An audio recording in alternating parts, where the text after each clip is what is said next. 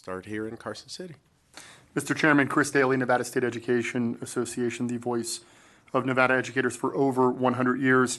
NSEA once again supports SB469 to help protect vital school support services provided by education support professionals. SB469, as amended, restricts the money necessary for CCSD to carry out responsibilities not transferred to individual school sites.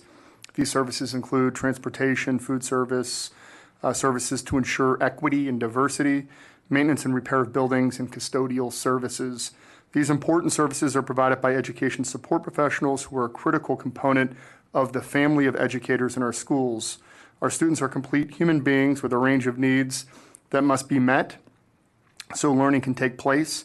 Transportation professionals make sure our kids arrive to school safely in the morning and return home the same way. Nutrition professionals make sure no child is trying to learn on an empty stomach. Custodial and maintenance keep the learning environment clean and safe. NSEA, along with the Education Support Employees Association, has consistently advocated to protect the important services provided by ESPs, and we are encouraged that SB 469 will address concerns of unintended consequences of the CCSD reorganization. Thank you.